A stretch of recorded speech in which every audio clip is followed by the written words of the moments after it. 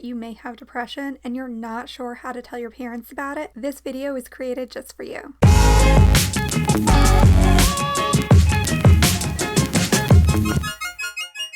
Hey, I'm Mallory. I'm a teen therapist and I love making mental health videos like this just for teens. Most of the teens that I work with who do have depression have known it for a long time, but they don't always know how to tell their parents. And the thing is that when you're under 18, you can't just make an appointment with a therapist on your own. You need your parents' permission. Now, of course, therapy is great for helping you have these conversations with your parents, but how do you even tell your parents that you think you need some professional help? Well, this is a question that popped up recently after I posted one of my videos about 4 signs that you need to see a teen therapist. And I thought, you know what? This is a great question because you need to know how to talk to your parents before you can get into that appointment. So I highly recommend using the acronym GIVE from DBT's Interpersonal Effectiveness module to help guide you through this conversation. Now, interpersonal effectiveness as part of dialectical behavior therapy is all about how to communicate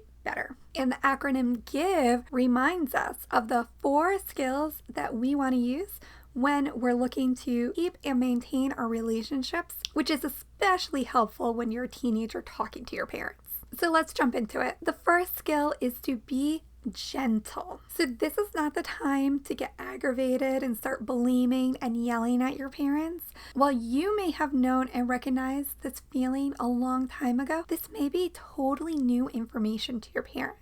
It may surprise them. They may be caught off guard. So making sure that you are gentle in your tone, words, and approach in talking with them and coming from a loving, kind heart is really going to help them hear what you have to say. So one of the strategies that I like to use in this area is called the positivity sandwich. And that's where you start and end on something positive and pleasant, because most of us tend to remember and react to the first and last things that we heard. These are called the primacy and the recency effect. So if you start and end on a pleasant, gentle note, your parents are more likely to respond in kind. I is to act interested. Even if you know what your parents are saying is not true or doesn't apply, be curious and stay interested what their suggestions are. It may have been things that you already tried, but letting them speak and process this information is really important if you want them to do the same for you. So make sure that you are maintaining good eye contact, asking follow-up questions. Don't accuse or assume anything. If you don't understand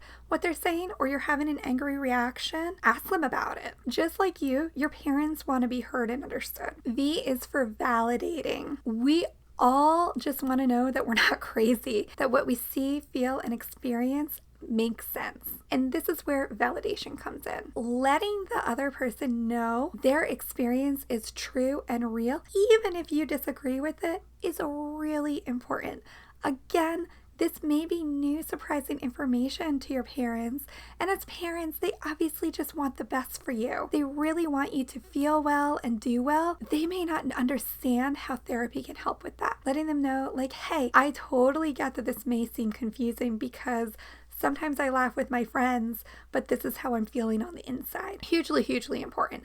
Letting them know up front what their experiences make sense and that you understand that before telling them your response is going to go a long way here. And E is to be easygoing. So try your best to keep the intense emotions out of the conversation, making sure before you go in to have that talk with your parents that you've taken some deep breaths, that you've used any of the coping strategies that we've talked about on this channel before, anything to help regulate your mood before you go in and have that hearty conversation is going to be really important. Because if you start to get angry, irritable, explosive, your parents are going to latch onto that and think that you're just being a brat and not want to hear what you actually have to say. When you are too emotional, it actually takes away from the message you're trying to give them. So I can't stress this enough. Please don't ever self-diagnose yourself with without getting a professional assessment, because sometimes we think we may have depression, but then we meet with a therapist and we find out it's something else. Whatever it's called,